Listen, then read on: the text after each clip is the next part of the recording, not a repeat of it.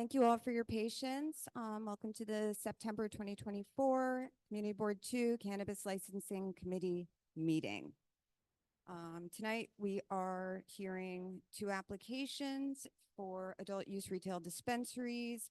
One, Carmine Fiore, Tango, Hotel Charlie Ventures LLC, to be located at 598 Broadway, and of course the other one's gone. Mad NY1, to be located at 20 West 14th Street. Before we get started, we are going to introduce the committee. Chris Dignas, if you guys want the mic, you can introduce yourselves. It's still Chris Dignas. I'm Zachary Kazaz. Anthony Wong. Patricia Laria. Mar Fitzgerald.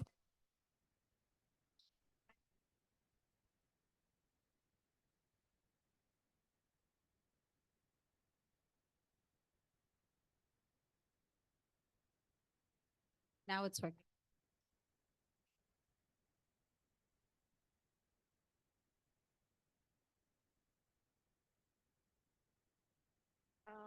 All right, that's all. So just want to, for the benefit of the committee and anybody on Zoom, is anybody on Zoom?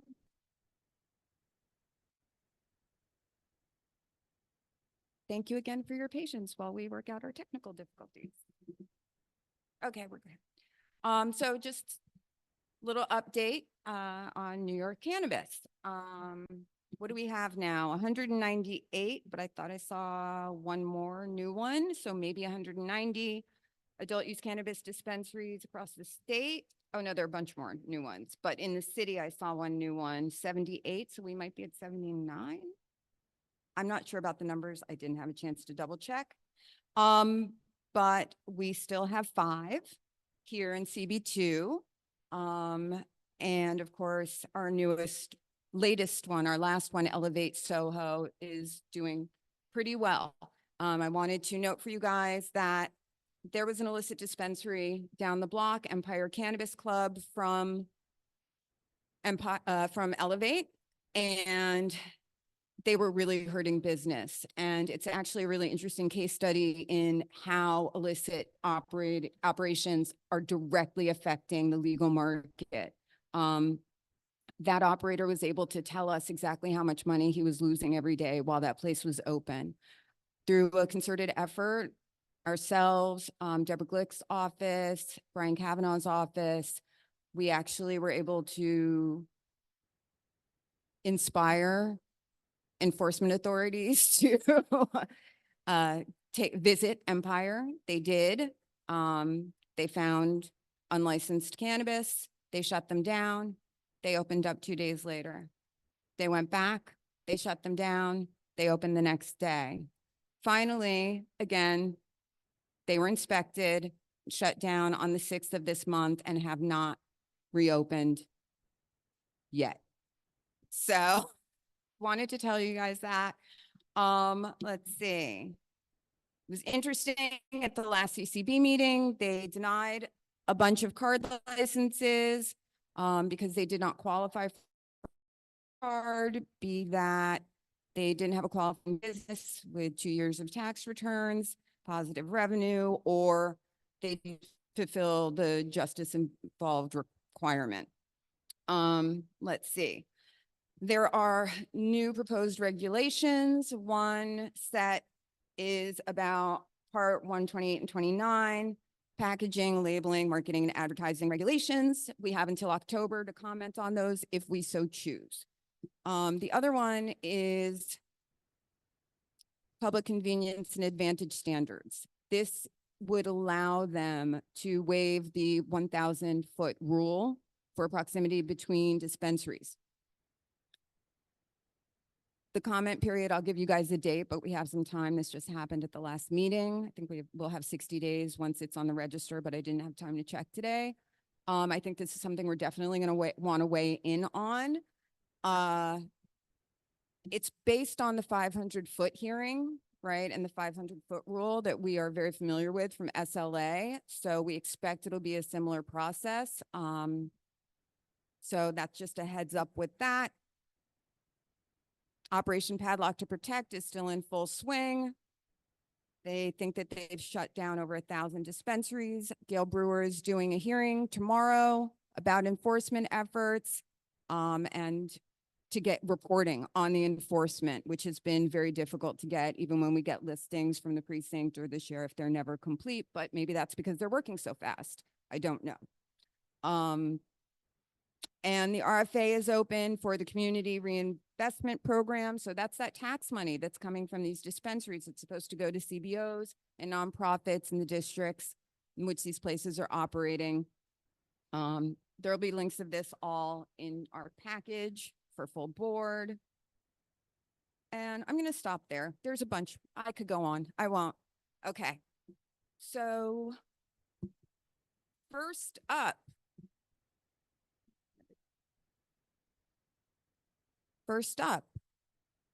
Carmine Fiore, Tango Hotel Charlie Ventures, LLC.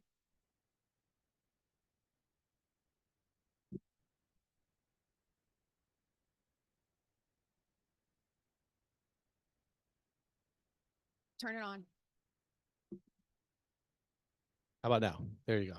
Hi, Mitch. Hey, man, how are you? Good. How are you? So I'm going to give a brief introduction. I suspect you want to hear from the people behind me more than me, but I'm here to answer questions should it be necessary.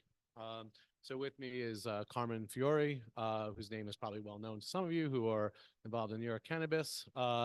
He is a service-disabled veteran, and you'll hear from him about his years in the military, and also after that, he served in the FDNY, the Fire Department of New York, where he just retired 3 days ago.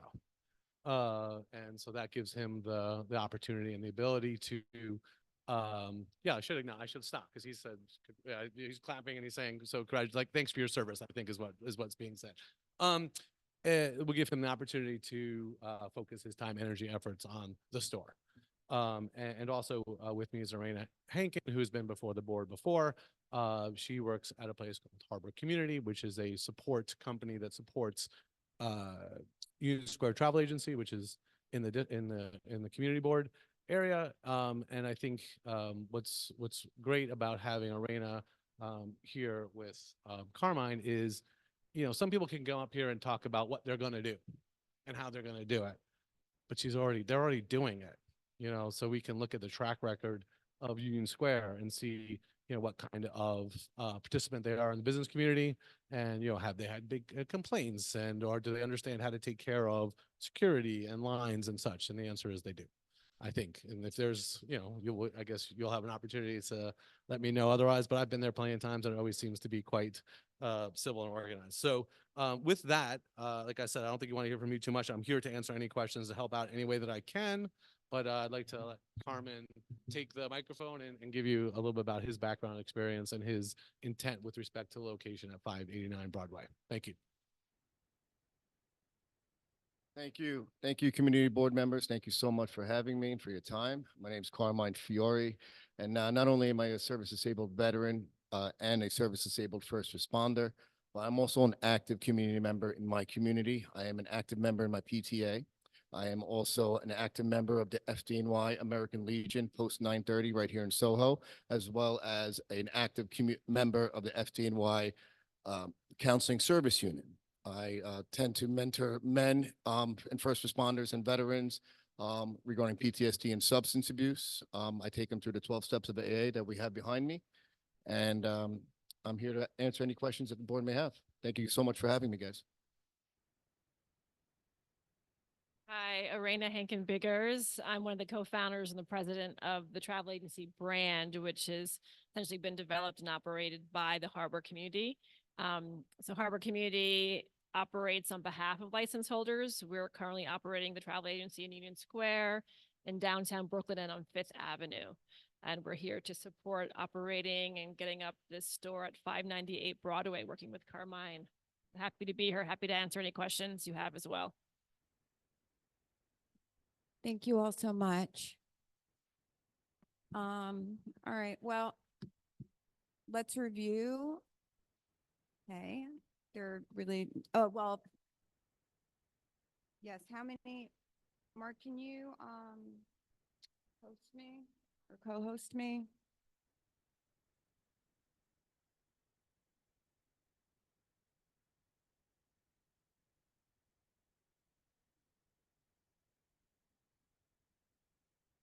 I'm here.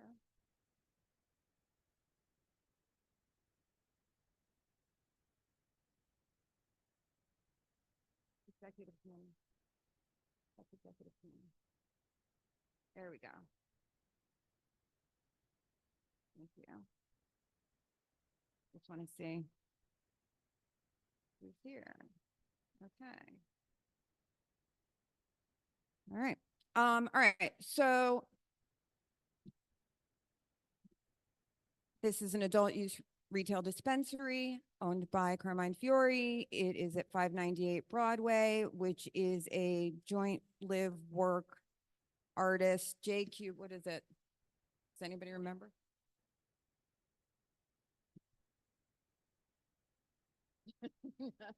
Joint live work quarters for artists. Yeah. I think, what are there, 9 units in there or 5? I can't remember. 5. Have you had a chance to talk to the people that actually reside in the building? We have notified all the tenants in the building, including the residents, through the landlord, and I have given my name, my contact information, and we received no opposition to us operating. And so we are starting to build relationships with the people in the building, but they've all been notified and we've all communicated with everyone in the building that we're moving forward with opening a dispensary. So they were notified by the landlord. They were, but the email came from me. This Okay. was some time ago when we were initially leased the property. So before we begin construction, we will meet with the people in the building as best as we can, as many as we can. So was it no opposition or no response? There was no response. So we still have some work to do just to get to them. I mean, they received the email. I put my full name and give details of what we were doing, my phone number, my cell phone, my email. I didn't receive any response. I asked for their information directly from the landlord and they want to forward it on. So before we begin construction, we'll start knocking on the doors and getting into the building. I spoke to all the surrounding retailers as well to let them know what we were doing. We only received 1 letter of support, unfortunately, from the Harley Davidson store because they're owned by an entrepreneur. The ones like, Target and American Eagle and Wilson and other ones, it's really hard to get letters of support because they have to go through like their corporate channels. But I spoke to all the managers of those stores and walked into all those stores and introduced myself. And we'll continue to do that, obviously, before we open, as well as introducing ourselves to the local precinct, which we always do before we open. We invite them into the store and give them a full tour of the space before we open our doors so that they're familiar with the space and understand the precautions that we've taken on the security side. I want to talk about 132 Crosby Street. The backside, Yeah, the delivery because entrance in the back. you guys are going to use that as your delivery entrance. I was there today. I've been like all week going by. There are some residents on the block, but also it's actually, there are a lot of deliveries for the shops and trucks and, Yeah. one of our old, is it cobblestone? It is. It is It's a cobblestone, cobblestone yeah. street.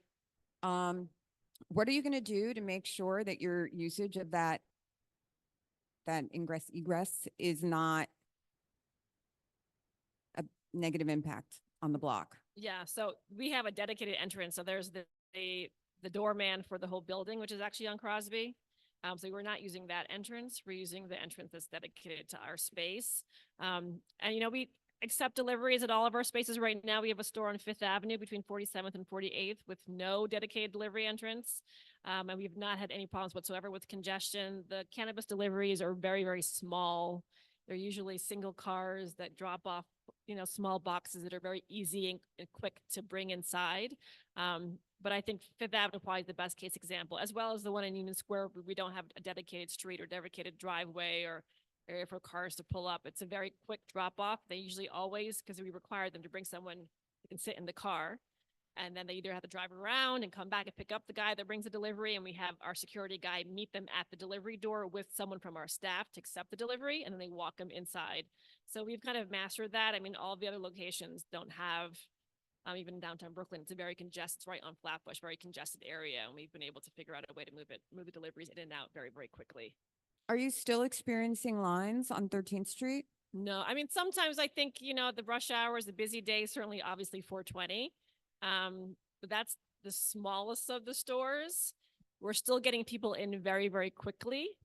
We try to get people in and out under 8 minutes. And we have the ability for all customers to pre-order. And we've just enhanced our kiosk system to help to expedite that as well. If there are long lines, we put budtenders on the floor with iPads to try to push them through.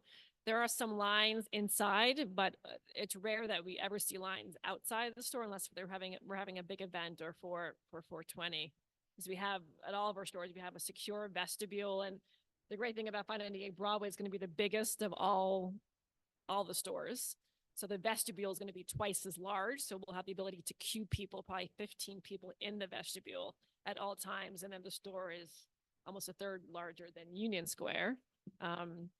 So there's a lot more space. All right. Yeah, no, it's really big It and is very long. It's a nice big. space.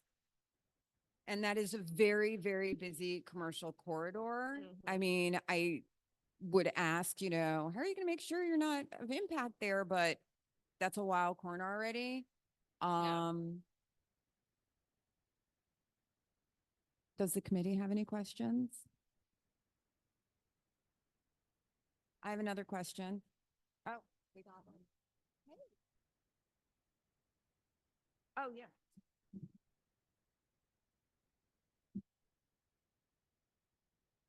Hi.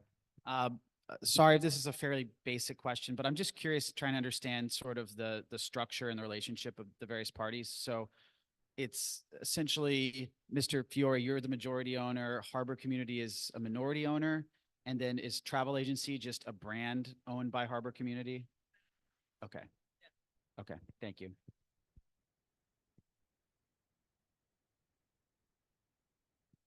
I'm just trying to understand how many true party interests are involved with this, and I'm new to the committee, so excuse my naivete on this.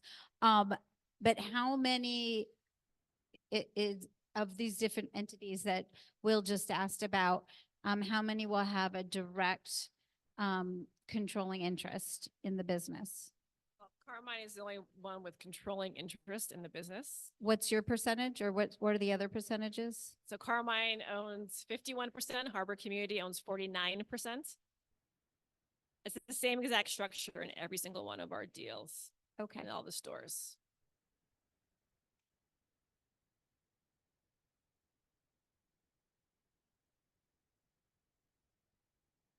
One, two, three. So this will be your fourth dispensary. Is there not a rule that it's only 3? If you're the majority owner, but we're the minority, so every single dispensary has a different owner. The Doe Fund owns Union Square, and there's a different card for both the Fifth Avenue and Brooklyn location. So you partner with social equity licensees. Yeah, we were encouraged by the state to do so after opening Union Square.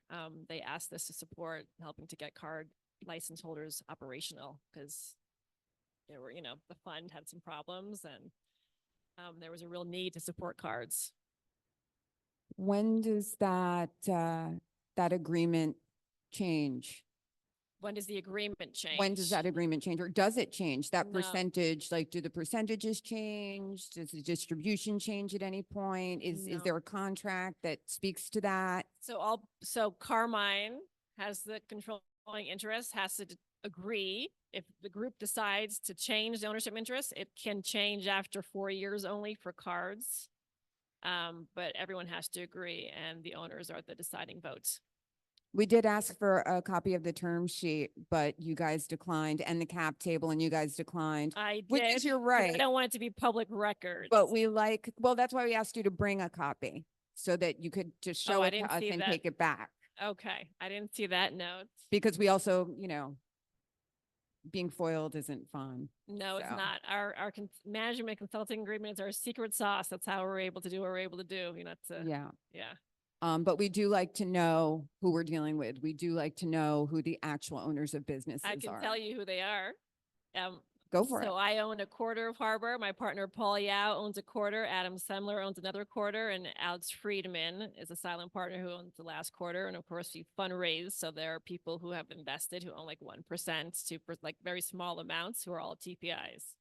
Individuals who have never invested in cannabis before. Some have invested in our other stores, but they never invested in cannabis before they invested with us at the travel agency because there's so many restrictions and it's really, really hard to, as you know, find investors. Okay.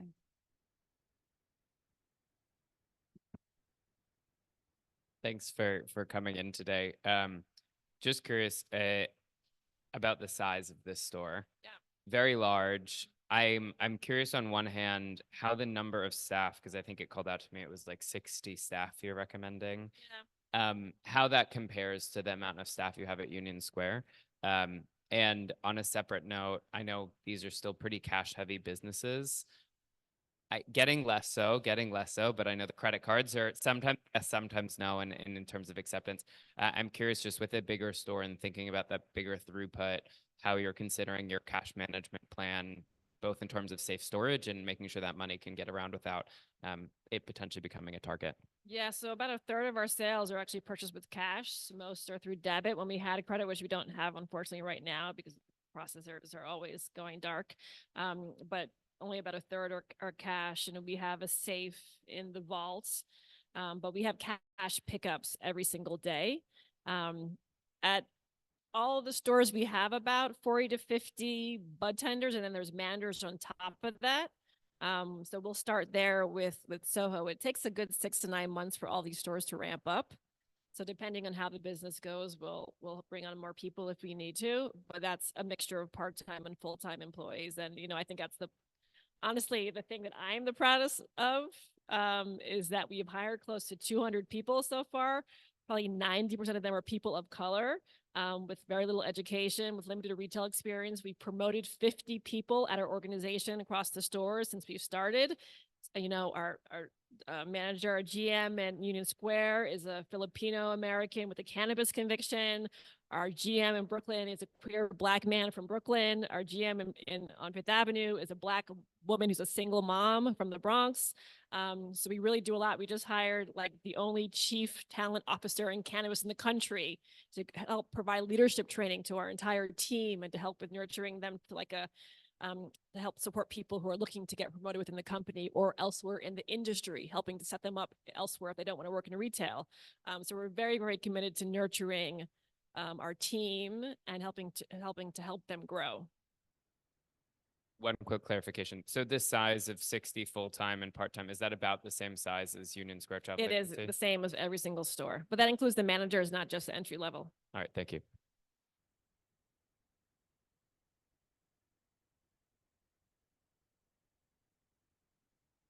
Hi, could you describe your security plan? Because you have such a large employee thing. And I see that you said 30 cameras.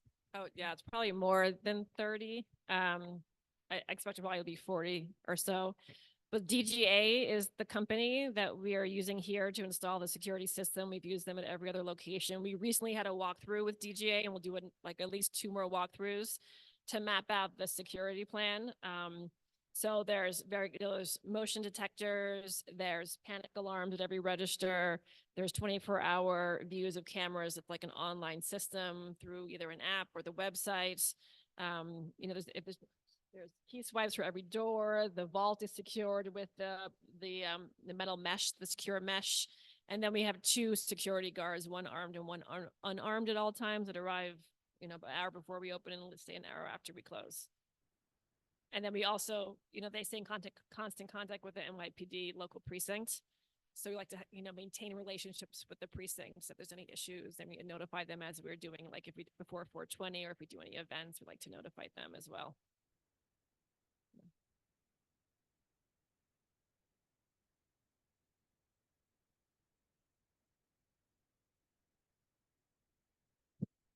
Your application talks about stanchions outside. I think for this corridor or Broadway, it gets pretty crowded. Yeah. I think would be best not to have stanchions. Since your space inside is so large, how Yeah. many customers are you allowing into the storefront and not keeping them out at In the once? store at one time, I would say at least 50 stanchions would only be used on like 420. I don't expect there to be any line outside the store whatsoever, except for if we're having a big event like, or on 420, maybe Green Thursday. Those are the two biggest days. But the vestibule, as I mentioned, is quite large. Hours. But the hours are the same at every store, 9 a.m. to 11 p.m. Monday through Thursday, or sorry, Sunday through Thursday, and we're open until midnight on Friday and Saturday.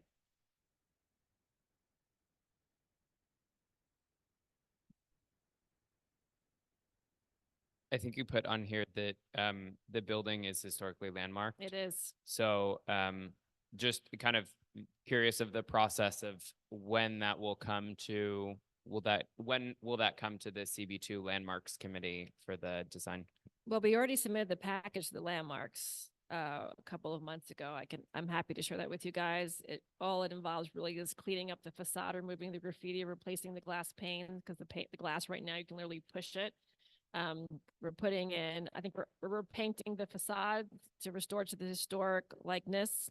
But the full package has been submitted already to the landmarks department.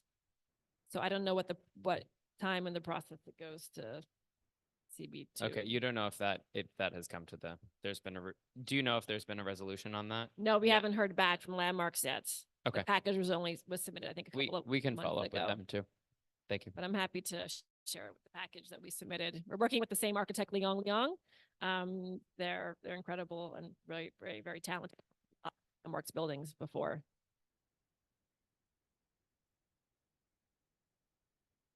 Do we have any more questions from the committee? From the public? Yeah. All right. Unmute, Cost, please.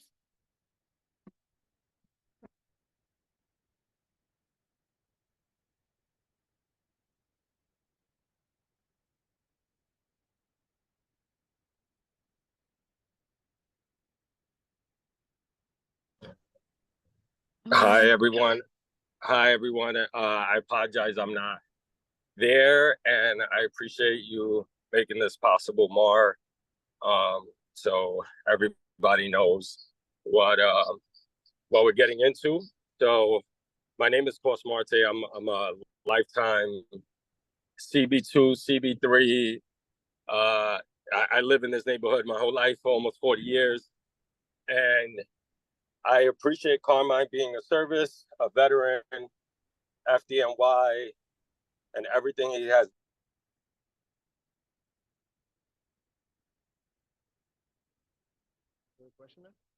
We lost him. Yeah, no, he dropped off. All right, he can testify when he comes back. We'll go to Pete now. Pete? Yeah.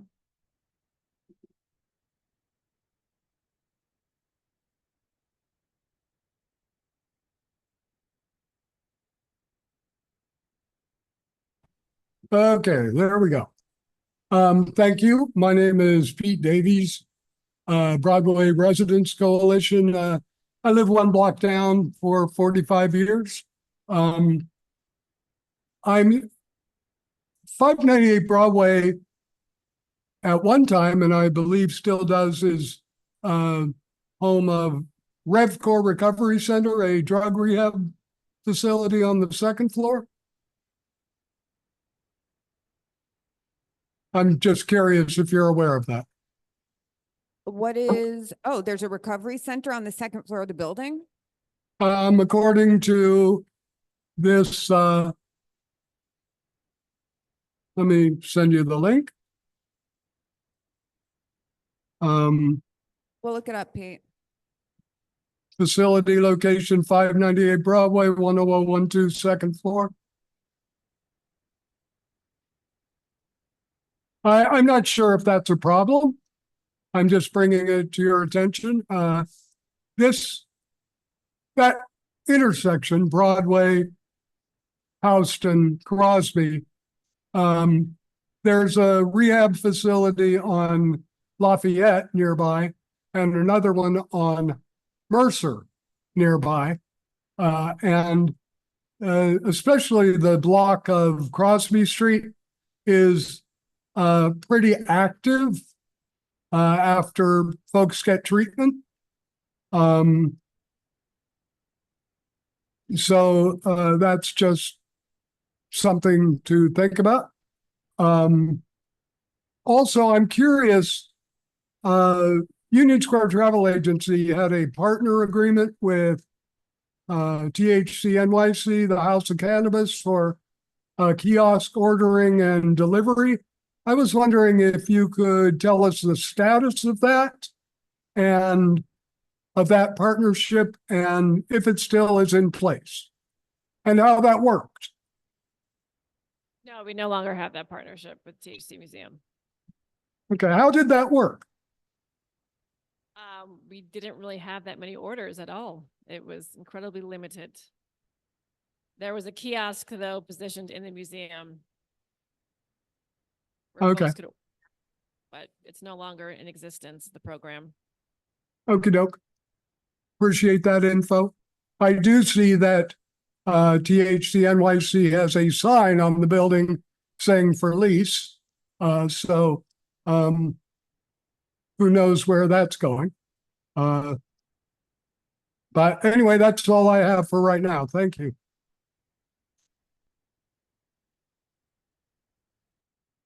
Why did you decide to stop your delivery kiosk operation at THC? Because we weren't selling any cannabis. Okay. Probably because Empire Cannabis and Legal Operator was right next door. I mean, Right? So that's why. they were right across the street. Mr. Fiore, Madam Chair.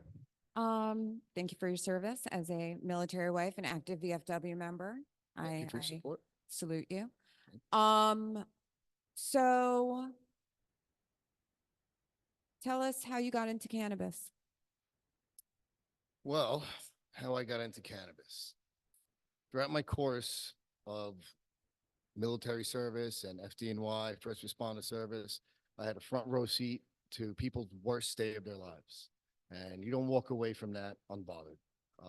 Unfortunately, PTSD led to years of substance abuse.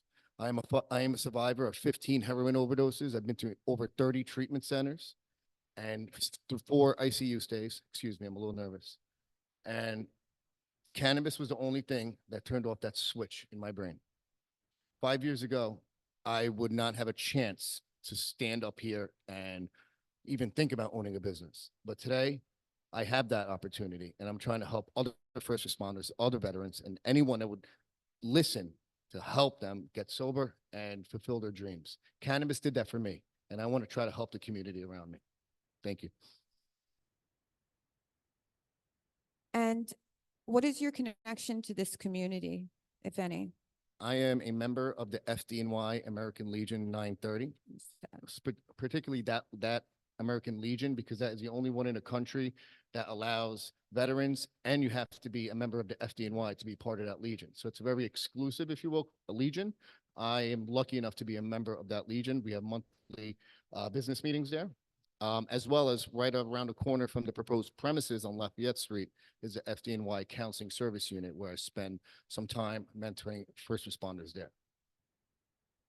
Will you be hosting veteran events possibly at the store? Absolutely. During Veterans Day, Memorial Day, I'll definitely be at the store. I will have an active role in the store, hands-on. Will I be marching in the Veteran and Memorial Day parades? That's to be determined. I don't know. It's not really my thing. Yeah, I mean, if, you know, you have a personal mission to help, the store would be a wonderful place to be able to host info sessions, share resources, you know, for this population. And certainly for military in Manhattan, in this neighborhood, there are not a lot of resources or community. So it, you know, it would be a great thing. What's your concept for the store? I'm sorry, can you say that again? What is your concept for the store? I mean, are you going to be an owner operator? Yes, ma'am. So, My concept is, so, well, first off, I love the design of the travel agency. It's one of the reasons why I decided to partner with them. Besides not having as much experience as I would like in the cannabis industry, they filled in those gaps. But my vision for this dispensary is to help people in the community get sober and as well make the right decision with safe and tested cannabis. I want to be able to help the people in the community. That's my vision. I want to talk about, so I'm a mom too, also a PTA mom. And my kid every weekend now that she's 14 hangs out in Soho. It's like a thing. And the streets, when I drop her off, are teeming with teenagers.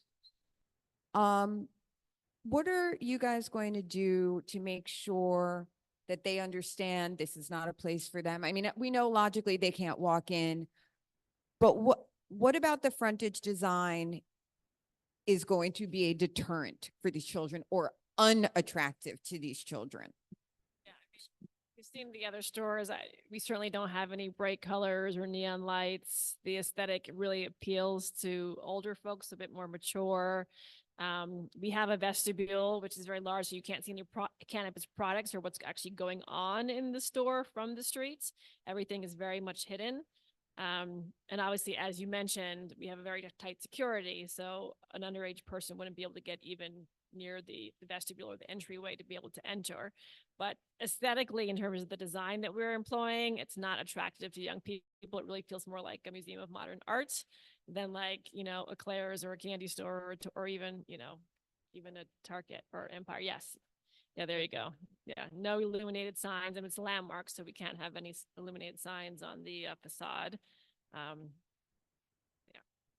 I mean, it looks really cool. Kids might like it. What's that? It looks really cool. Kids might like it. I think 14-year-old me would have been like, this looks cool. Most of our customers are like 40 years old and up. We've got a Okay. lot of seniors at our stores. All right. Yeah, there's a question from the public.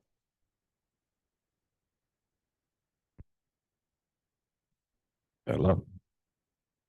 All right. I appreciate you guys putting this together. I appreciate Carmine, you know, applying and doing this whole process. I do not appreciate what you've done for the whole New York State cannabis market.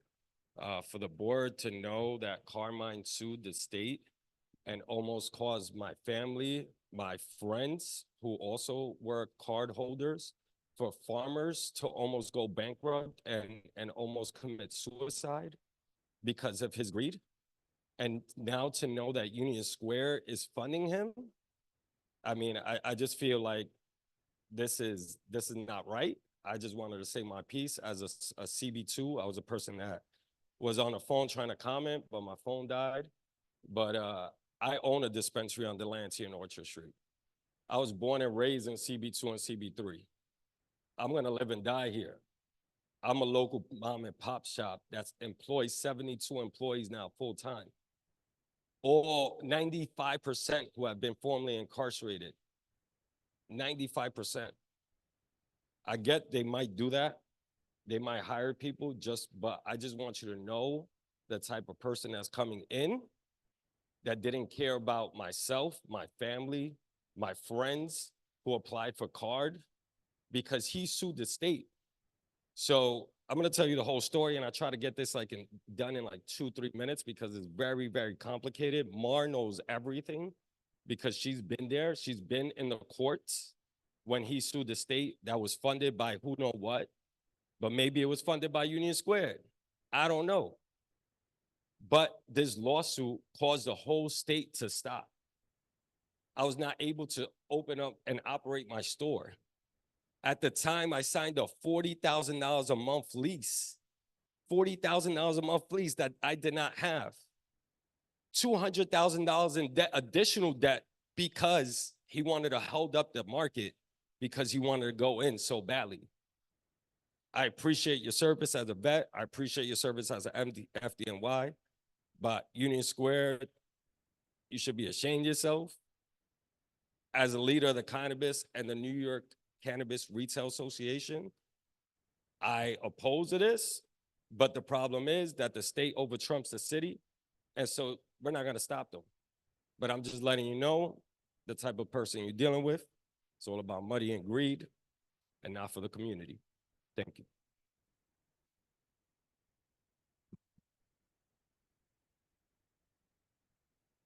Thank you for those heartfelt words. A little background for the committee. Mr. Marte is the owner of Conbud, as he said.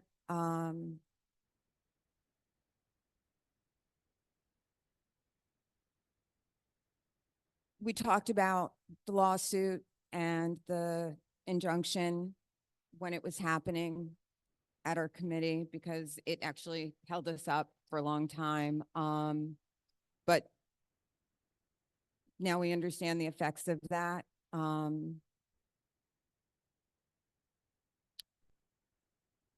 We have a responsibility to judge each application on its own merit, specifically around time, place, and manner. But we do take into consideration the character of the people that are operating and coming into our homes, our neighborhoods. So when we vote, I cannot in good conscience approve. I will be abstaining personally for the reasons that Mr. Marte put forth, because I also have family members who were incredibly damaged by this lawsuit. So that's my 2 cents on that. Does anybody else have any questions? Can I respond to that a little bit? So, Mr. Marte is right. The lawsuit slowed down the program for some period of time, but it wasn't greed, right? There was, it took 8 to 10 years for the legislature of New York to come up with a program and to satisfy a number of constituents. And the way that it ultimately got it passed was they created 5 categories of social equity. Service-disabled veterans was one of those categories. Black and brown people was one of those categories. Communities disproportionately impacted by the war on drugs was one of those categories. Distressed farmers was one of those categories. Justice involved individuals was not one of those categories. That's the New York State legislator who made the law. So that you're going to abstain or make any judgments about Carmine, Mr. Fiore, for challenging the state for doing something, for the OCM, I'm sorry, to do something that was outside of their power. That the judge was very clear during the hearings. OCM, don't make me declare your whole program unconstitutional because that's what I'm about to do unless you get in a room and settle it.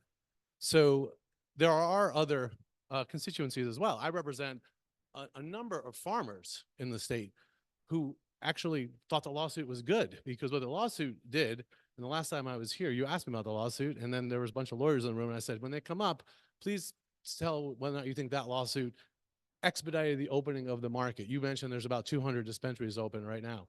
Without that lawsuit, I would suggest that there'd be less than 50 in the state. That lawsuit caused the OCM to go back and say, oh, we have to open this up for everybody because that's what the statute says we had to do. And half of the licenses are supposed to go to social equity and the other half not. But they created this whole program, card program, out of whole cloth. And they said they were going to issue 150 licenses. And everybody was kind of cool with that. And while they were being challenged in different lawsuits for doing stuff outside their powers, they said, you know what? We're going to do another 150. And then on July 20th of 2023, they issued like 300. So now there are people in the group that brought the lawsuit who had the locations that had to give them up, that became some of the most profitable locations in the state because they couldn't wait any longer. How long could you hold it for? So I think the statement that yes, you're supposed to evaluate time, place, and manner and the character of the people who are, presenting the application. But the idea to it, just accept the statement that it was all about greed, it really misses quite a significant amount of what actually was taking place at the time. And there are a lot of people at the time who didn't understand the lawsuit, but then later came to appreciate it and compliment it for opening up the marketplace. Okay. I did not characterize anybody or speak to anybody's motives. So I did not do that. enough. I also don't know anybody who appreciated that lawsuit.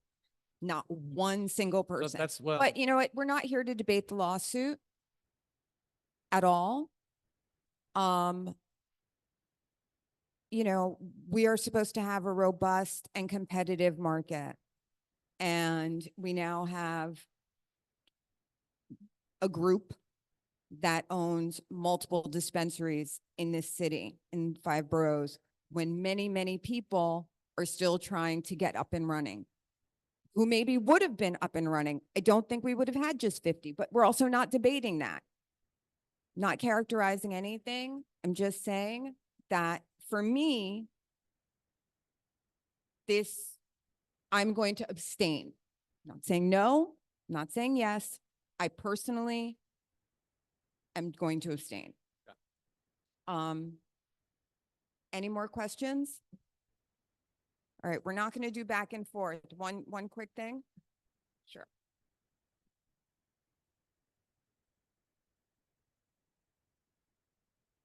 Look, yeah, we have no choice of what happened. I want to move forward. I know you're going to open up. I know you're going to make a lot of money, Union Square.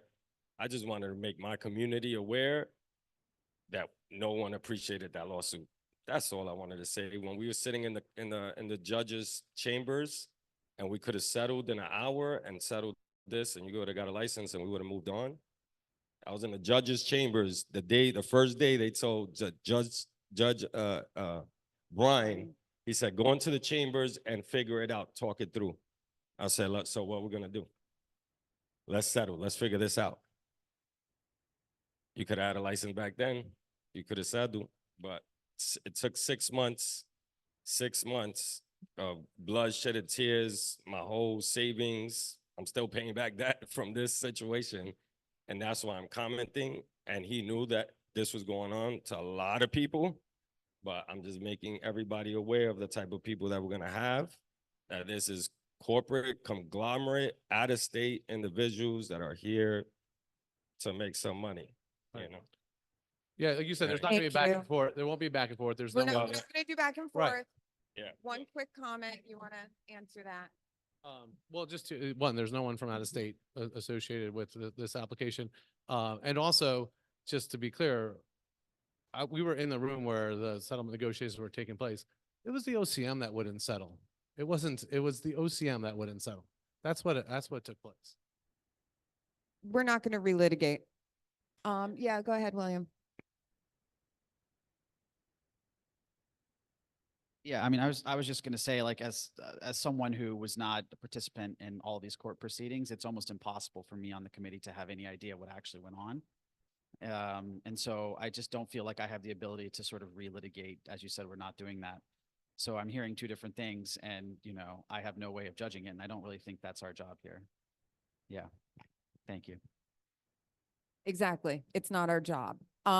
So if there are no more questions, do we see anything on?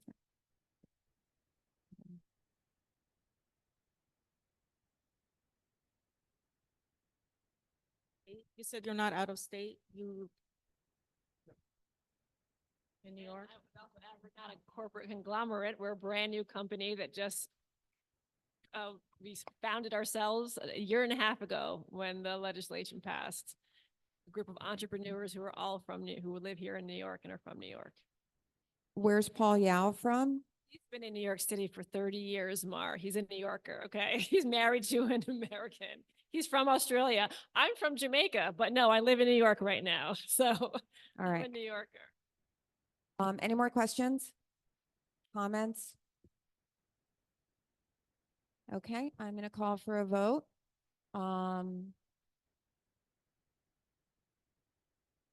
We want to do a roll call? After what? Oh, yeah, business. That's right. I forgot. We haven't had a meeting in so long. I forgot.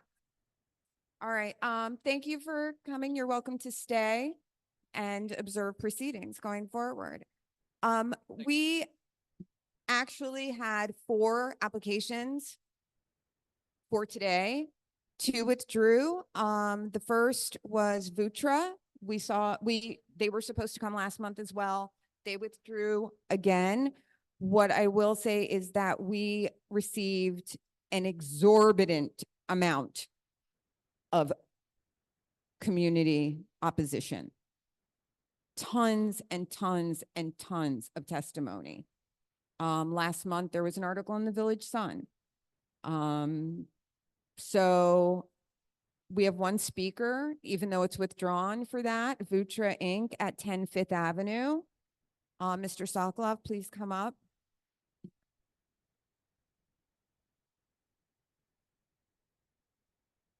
Hello, thank you, committee.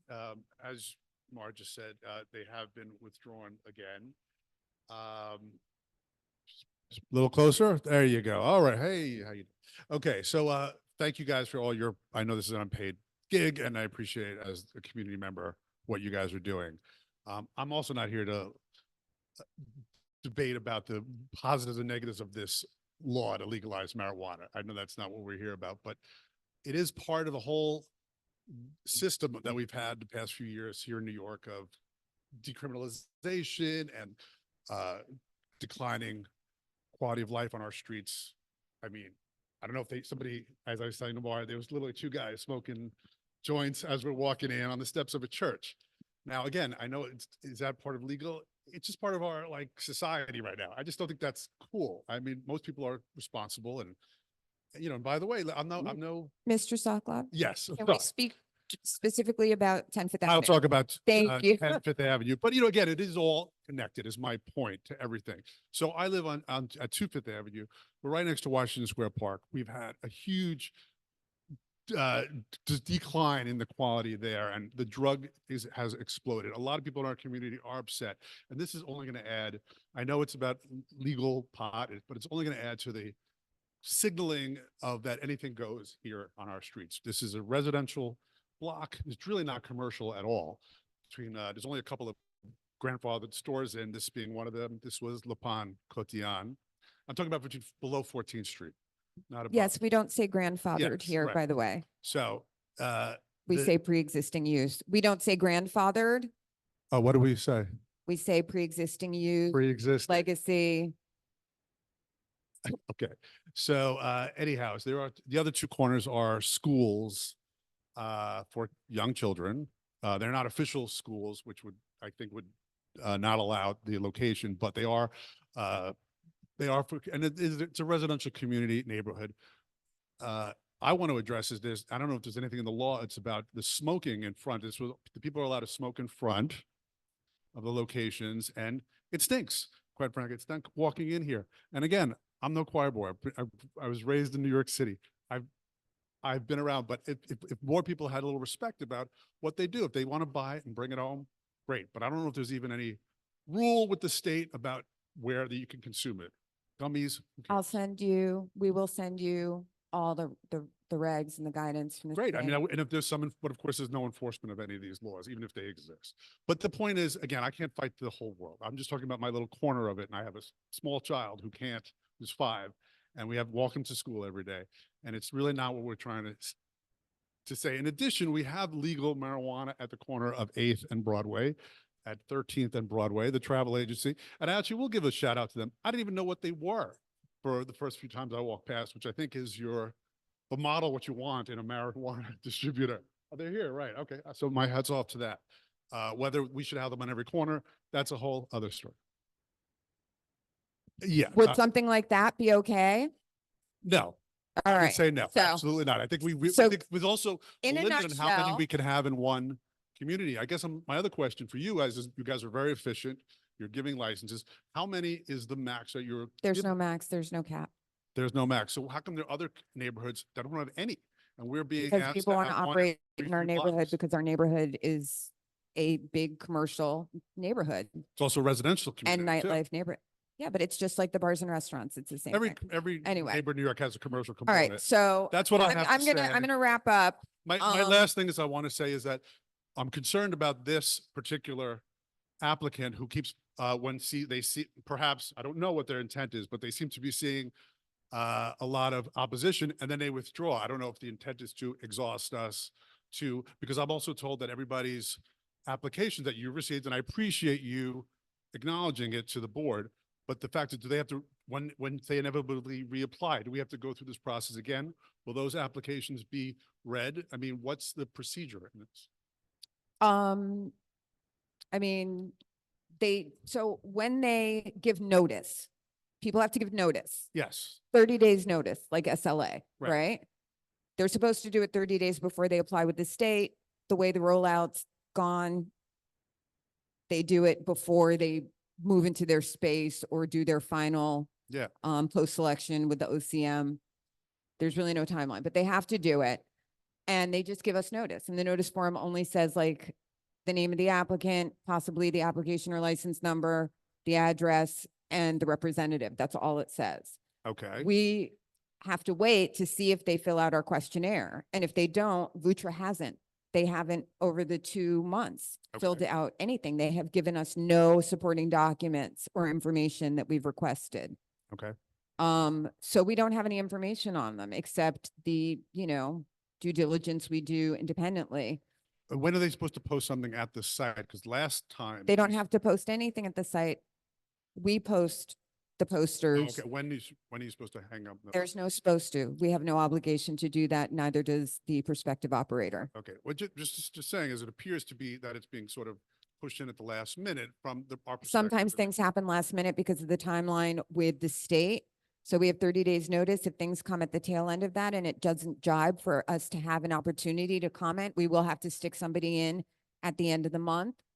It's just the way things work. So you've got to keep your eye on it. Join our mailing list. We have been and we continue, but All I right. just. Mr. hope that it's Sokolov, not- we have another Thank you very application. much. Thank you so much for coming. Thank you for your patience. Come on up, Mr. Pagan and Mad.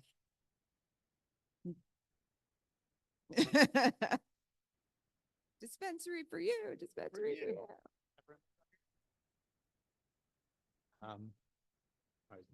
No, that one. That This one working? Yeah, Perfect. so please say your names and your roles. Perfect. Hi, everyone. My name is Ari Jubileer. I want to thank the board for allowing us to come and speak in front of you tonight and hopefully have the opportunity to become a part of this wonderful community. I'm part owner of the dispensary. I live in New York, and I will, in hopes of making this expeditious for everyone that has been here for a while, I'll let everyone else give a quick introduction.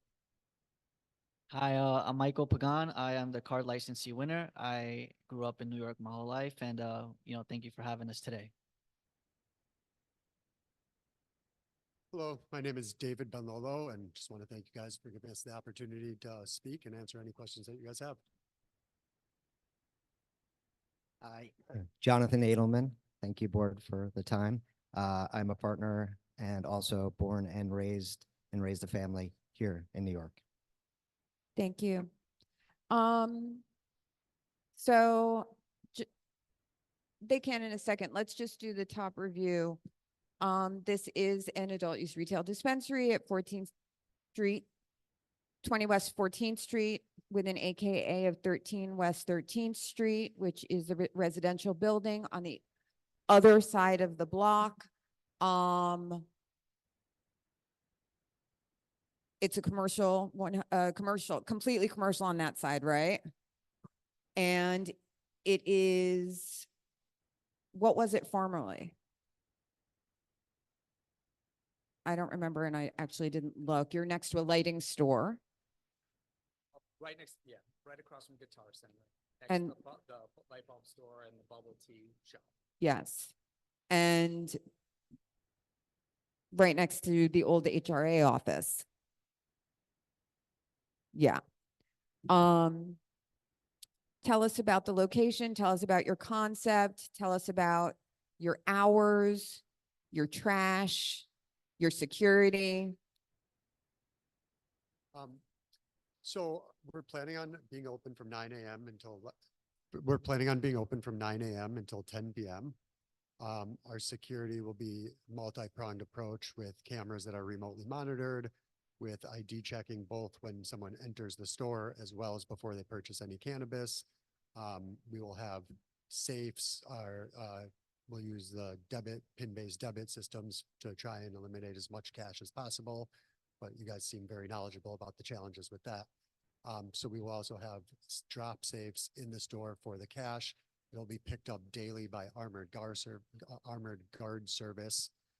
We will have security on site.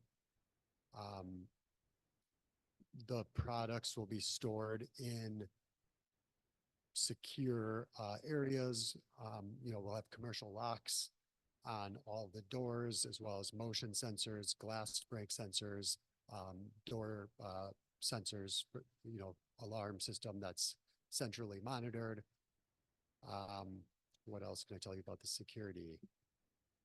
All of our bud tenders that are checking, and all of our personnel that are checking IDs will be tip certified. So similar to in the alcohol business where bar door people are tip certified in order to, be able to recognize, is this the person? Turn that off and pick up that one. Turn that one off though, because there'll be an echo in the tape if you don't. Can you hear me a little bit? Can you hear me better now? Are we good? Are you a low talker? I'm going to talk a little louder now. Better. All right. Sorry about that.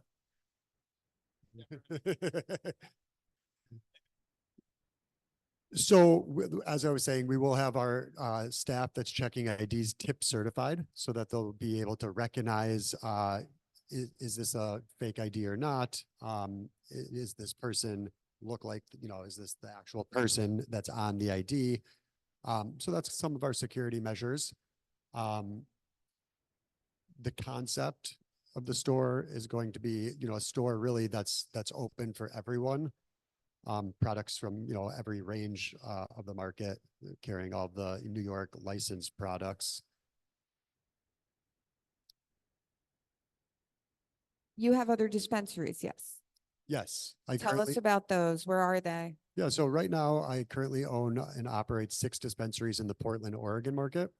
How long have you been in this business? So I started when licensing started in Colorado in 2010, and I had dispensaries in Colorado as well. I sold those in 2017, and I've owned and operated the dispensaries in the Portland, Oregon market since 2015 when rec sales started October 15th, 2015.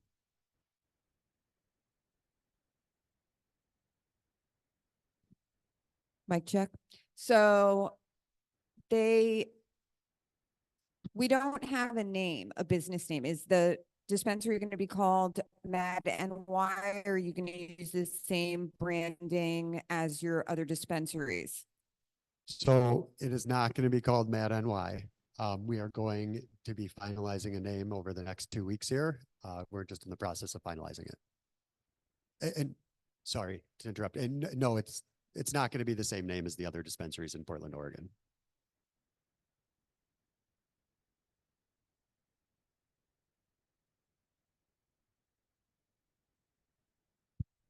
So you know that they're going to, the OCM is going to make you resubmit with your d.b.a.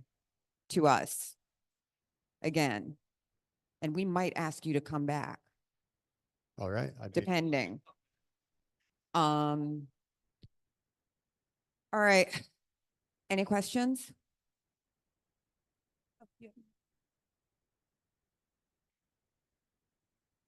Hey, guys. Sorry, just the same question I sort of had on the last one. I was just curious about the ownership structure. For Mr. Pagan, it says somewhere on here 49%, and then it says 51% somewhere else. So I was just curious is it 51 or 49? Yeah, I apologize if there was an error on there. Mr. Pagan will own 51% of the business. Okay. Thank you.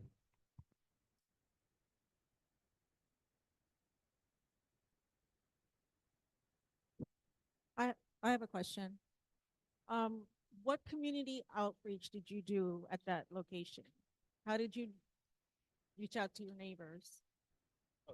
So we went around for a couple blocks up, couple blocks up, actually not up. We went down and sideways, and we went and introduced ourselves to all the surrounding neighbors, asked for support. We actually brought with us, which will turn in signatures for those that were in approval of us moving into the neighborhood. It was very well received in terms of, I think there was some excitement that people would be paying taxes, a retail store. And I think the other thing was there were a number of stores that had been shut down that they were drawing a negative impact to the community. So we got very favorable reception from people, very excited about us coming in, being a contributing member to the community and doing it the right way. So we can submit that. I'll grab that and turn that into the board. Yeah, hold on. Let me grab that. Thanks. This can run with me too, right?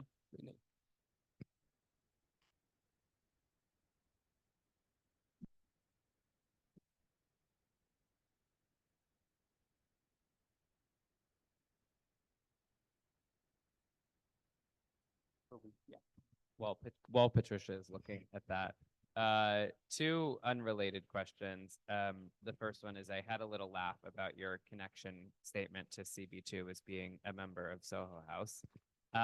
One of you, a member of Soho House, but curious, kind of, none of you seem to be local in the district. Why here? Why now at this location? I lived in this area since 2002. I've raised children in this area.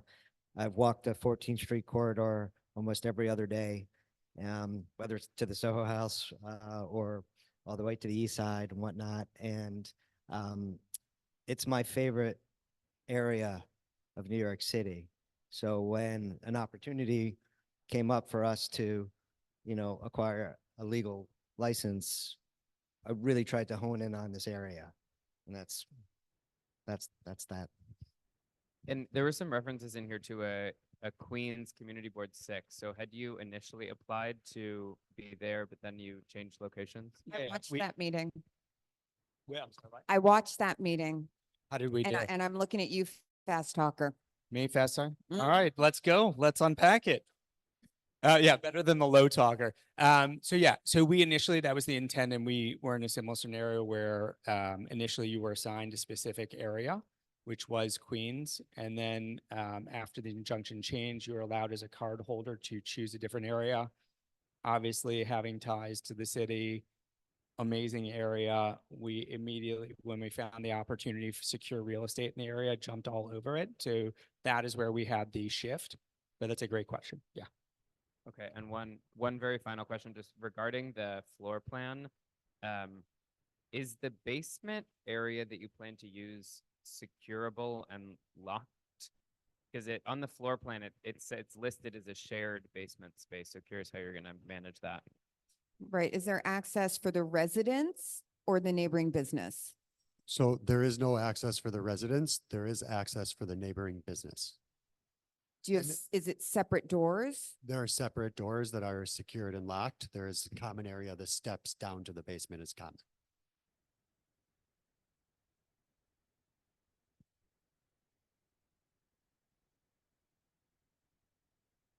Any other questions?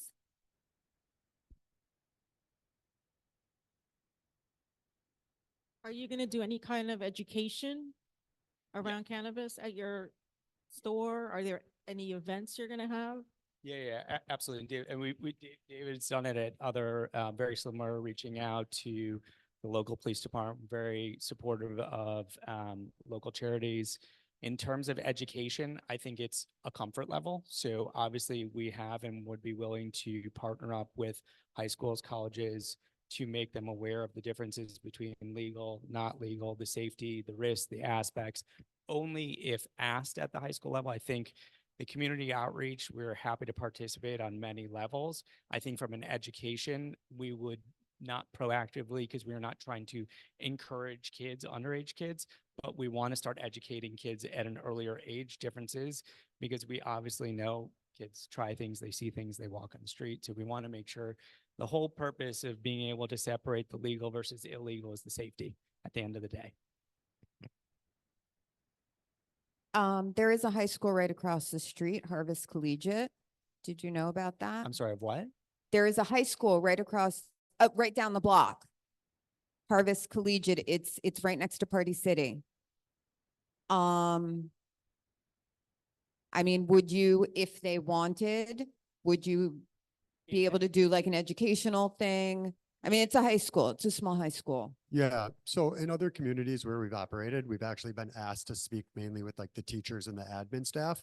So to help them recognize, what is THC, what is not. So, to help them recognize the symbols that are required on THC products, so they can recognize what's going on, what's in their school. So we've definitely done that, and we would be willing to, work with the school in any manner that they wanted us to work with them. Okay, we'll put you in touch if you like.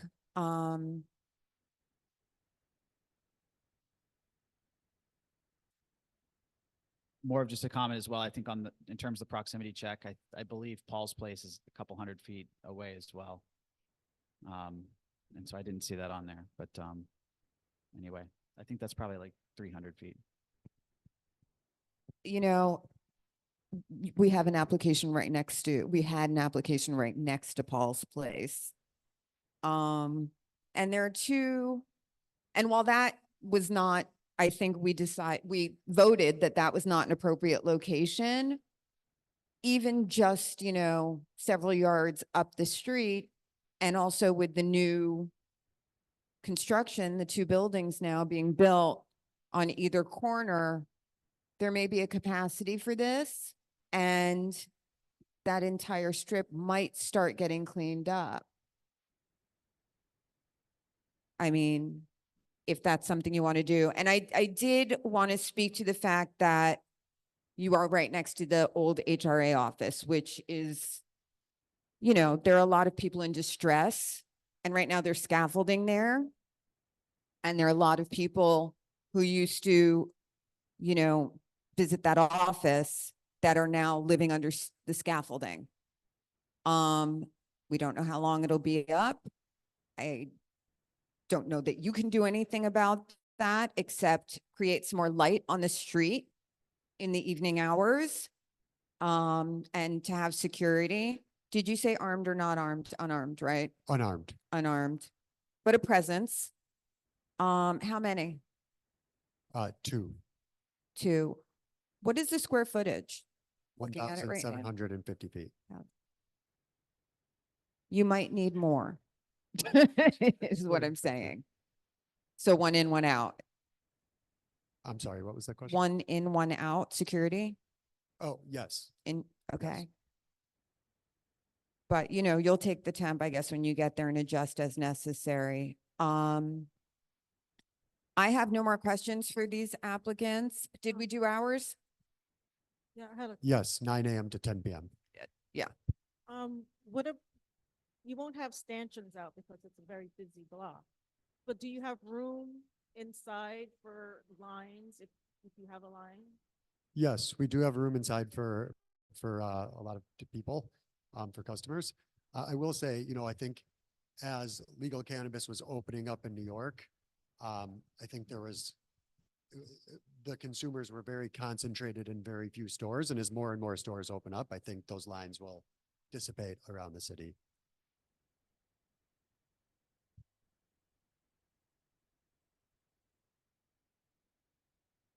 Sorry. No, I just looked. We have no questions. Any more comments? Committee comments? Public? No. All right. Thank you for coming. Thank you very much. All right. And no voicemail? All right. We were just checking to see if there was a Recovery Center on the second floor of 598.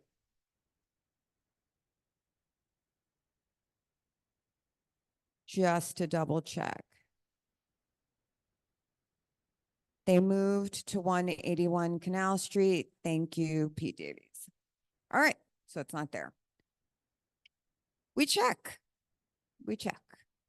All right, so if we have no more comments from the public, we are going to go into our business session. You are all welcome to stay and observe. You cannot participate, but we may ask you questions for clarity.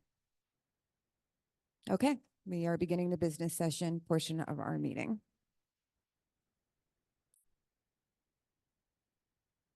Huh?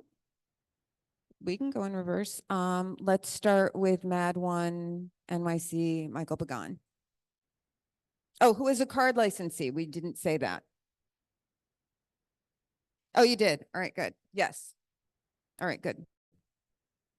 Do we have any discussion? Do I hear any discussion? Are there any points that need clarity?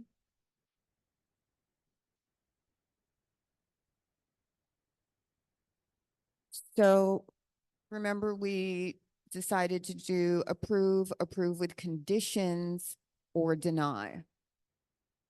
Those are our three choices now. To simplify our process, and also we've adjusted to accommodate the OCM's process and the CCB's process, and to make our resolutions and recommendations much clearer. Right, so no more deny unless. So does anybody have anything they want to say about Mad One, or are we ready to vote?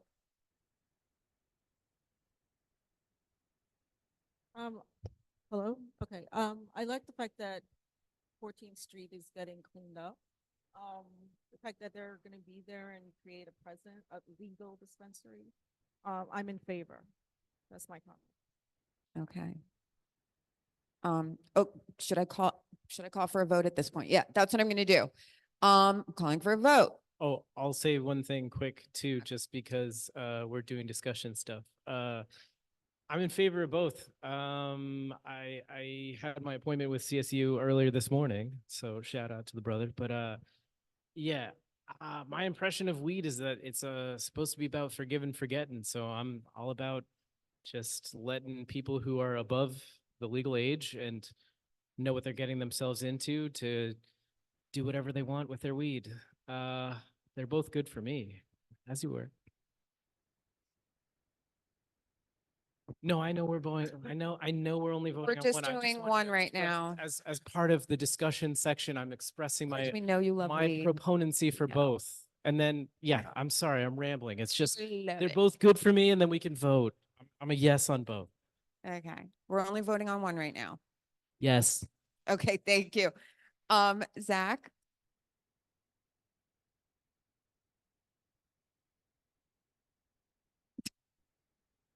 Just echoing Patricia's comment, I'm very happy for a new business to be going into that block. I actually live just around the corner. So I hope that it can help improve that stretch of 14th Street, since we now have this beautiful busway, and hoping it can become even more pedestrian friendly. So I'm also voting yes. Yes vote. Yes. Yes.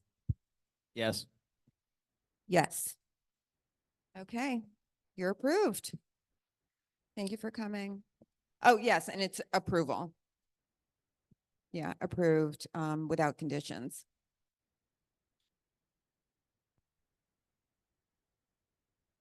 All right. We are going to move on to 598 Broadway. Yeah, we heard you, Chris. But Chris is going to say yes to all cannabis, where, anywhere, everywhere. I have nothing to add. I said yes. I'll start. You guys know my feeling. I try to think big picture. It's actually not personal. When we got the MRTA, the reason that I wanted to be involved in cannabis, because you know that I am not a consumer, was because of the strong equity directive. When the card program was announced, it really enforced what I believed legal cannabis in New York could be. For those people most harmed by the racist war on drugs. That was very important. We were very proud to have the first, not just the first 3 dispensaries in the state, but the first justice involved dispensary owner right here in CB2. Big picture, we want, the MRTA wants to see a market where 50% of ownership is social equity. It also wants to see, how do I put this? Yeah, that there's social equity and that there's opportunity, access and opportunity for traditionally marginalized communities, which, you know, I don't know if you guys know, I am the wife of a 100% P&T service disabled veteran. So, you know, I get that.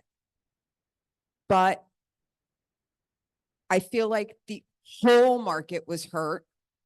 And so for that reason, the whole market, not personal, economically as well, you know?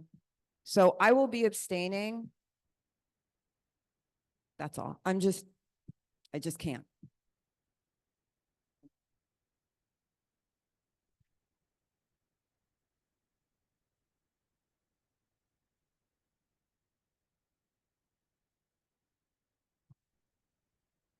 Hello? Yeah, I mean, look, my point of view is, again, as I said earlier, like, I really don't know, I can't personally judge the merits of that lawsuit, and I know that the effect of the lawsuit was it did end up delaying the entire process, but who knows if that was the intention. I think perhaps the part of the intention was simply to allow, you know, disabled veterans to use the program. So I think our job as a committee is to evaluate this application as it is.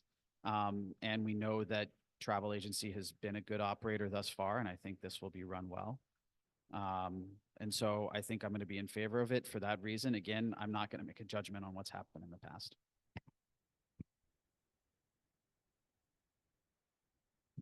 I forgot to say, big picture, monopolies.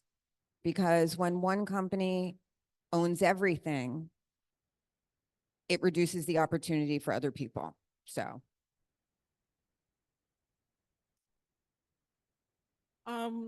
In the chat on Zoom, Pete put in that at 5, it's not there anymore, someone checked? Oh, okay, all right. You said, the other thing is for our community board, we're big on community, you know, outreach. You said you contacted the landlord, but there was no response from anybody in that building? Okay, all right. What else did I want to say? For the people online, she said that they contacted all of the tenants. The landlord contacted the tenants. Sorry. It's good to have her having a mic and me repeating it.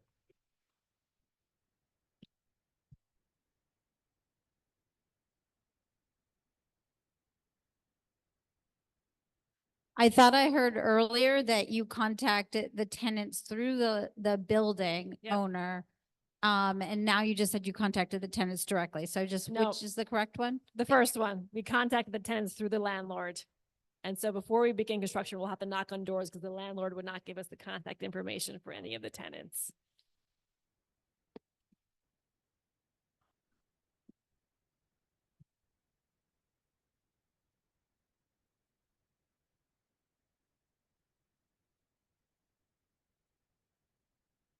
Anyone?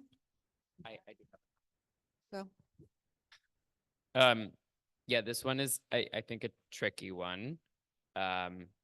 in part just because of what is happening in courts in regards to DEI related programs and how there is a perpetual winnowing down of what opportunity programs can look like, especially on racial bounds.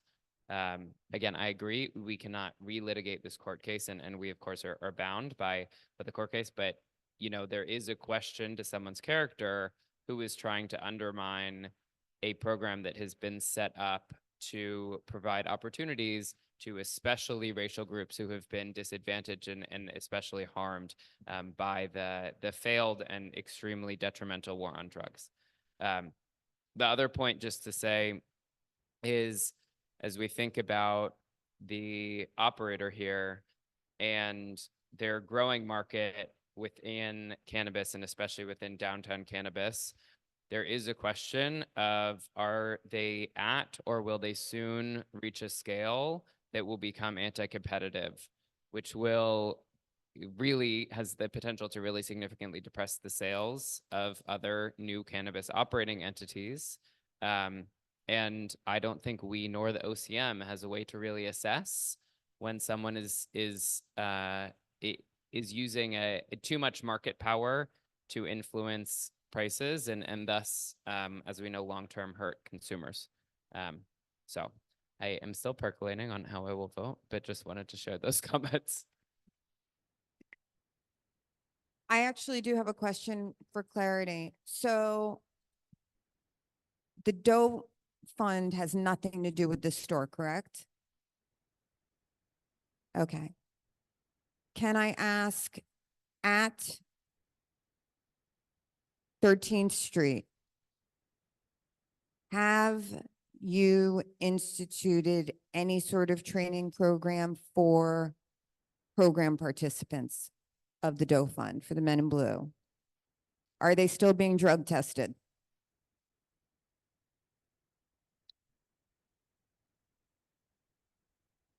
For cannabis?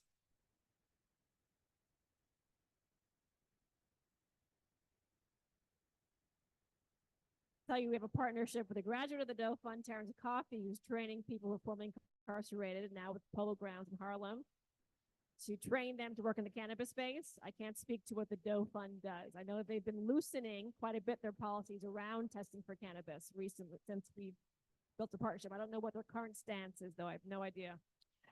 It was just something that came up when you first came to us, so I just wanted to circle back. Can I just make one other note?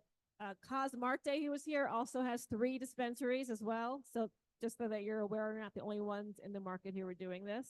And he has many, many other license agreements that he's entering into. I understand there's other parties in the state that have 11 licenses, 8, 10, 12, 16. So Who has 16? I Where are they? lots of people. Oh. So I just All want right.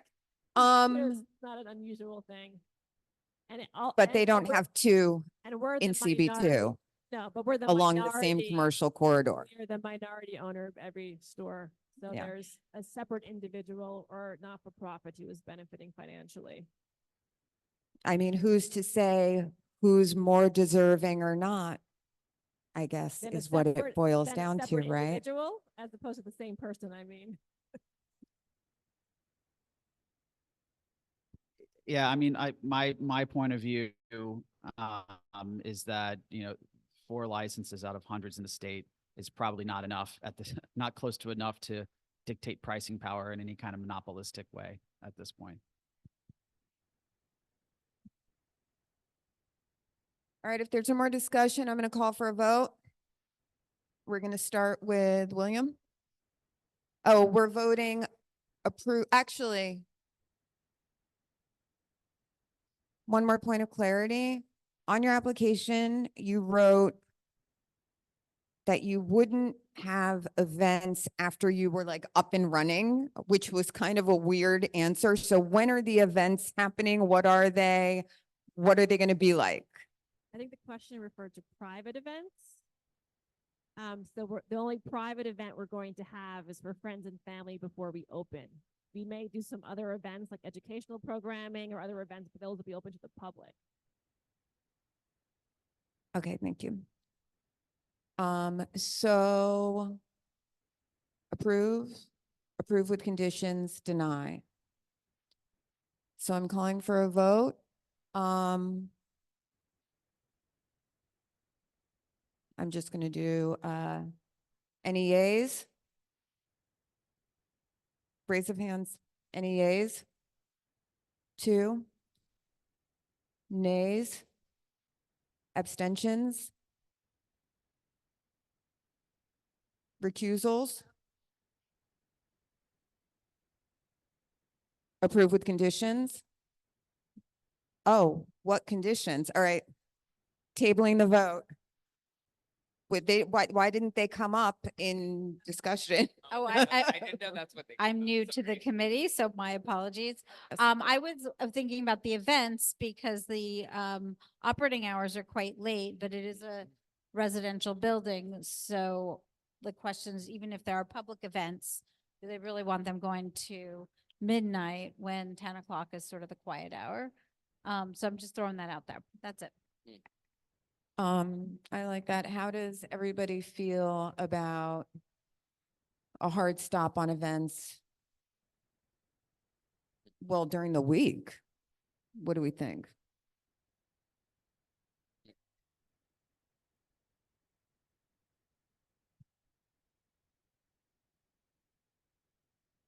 I mean, that block, if we don't have the benefit of hearing from the residents, like the people that actually live there, we don't know.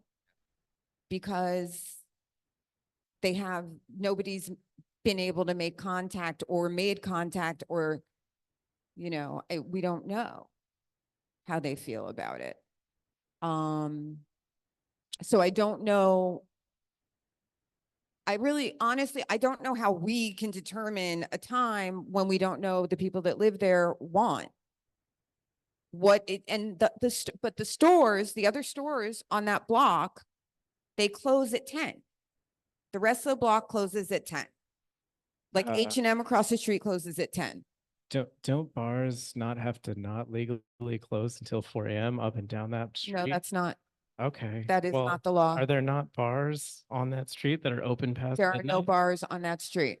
Finelli's isn't on that street? No. Finelli's is on Mercer Street. All right, well, Broad- I feel like it's weird that we're asking people to not sell weed when we're talking about like the We're same not kind of telling people to device not that's- sell, we're What? not talking about selling weed, Chris. We're talking about parties that might disrupt the residents, the It's elderly New York City. artists that have been I guess living I'm in a- that I'm a building liar. since I understand. the 70s. That's all. I We're not understand, but I'm talking about liar. anything like that. I understand. We know you love weed. What? I said, we know you love weed. Nobody's trying to stop the I don't weed. know. It just seems like it's confusing because we've already established that the whole point of like these two different stores, obviously, is the ultimate goal is we asked about education. We've asked about use. We've asked about who they're selling to, who their target market is. And it's people in pain mostly, right? Like it's people who like weed, right? We're talking about parties right now. Like parties literally happen in parties. every borough. It's 5 boroughs.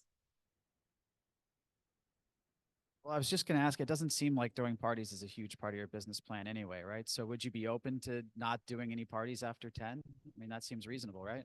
Yeah, it seems very reasonable. Okay. We do See? events, we See do how events easy at that other was? Stores and we notify the tenants that we're very purposeful and not doing anything late because the residents live above the other stores. No, that's the here one. And I was gonna say, like, I don't even know that we should comment on that because we haven't heard from the residents, was what I was saying. So I don't feel comfortable putting conditions on something that the people that are affected by those conditions haven't had a chance to weigh in on. You know, if they decide to have wild parties, which is not their way, they do one friends and family. I've attended 2 of them, I think. Like, they're fine. It's not a big deal. It's one day. I agree, Mar. I think Yeah. they've agreed not to do it. We know how they've operated other locations. And I think you can just say in the resolution, probably, they verbally agreed not to hold parties late into the night, especially after 10. Yeah, is that good enough?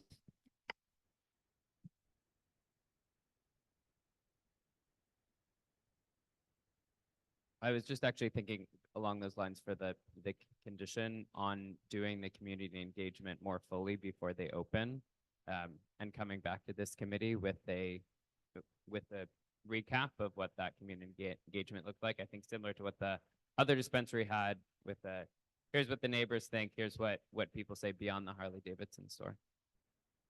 I mean, I'm okay with that, but I also, since we've done this dance before, they did not do community engagement at all the last time we were here out of fear, and we see this all the time, that the neighbors will oppose. But after they did do the community engagement and get along with their neighbors, and everything's fine now. So I'm abstaining. It's up to you guys. Should we vote on, is that the only condition, Zach, that you're suggesting? All right, let's take a roll call. Well, just a general vote, on approve with conditions. Are there any yays? Nays? Abstentions, recusals? Abstain. So are we going to do an approve or approve with conditions?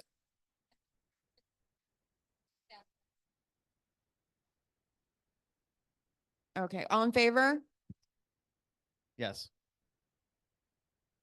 1, 2, 4. I'm abstaining, so I'm not voting. All right, so it carries. So are you guys okay with those two conditions? No wild parties after 10 o'clock and to do, or lame parties, and to do community engagement, like robust? Yeah, we'll continue to do more community engagement.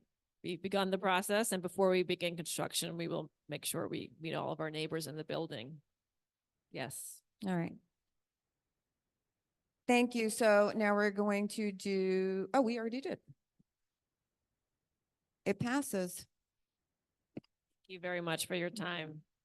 Appreciate it.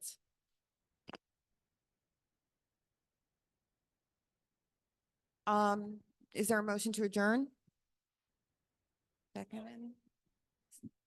So moved. This meeting is adjourned. Thank you.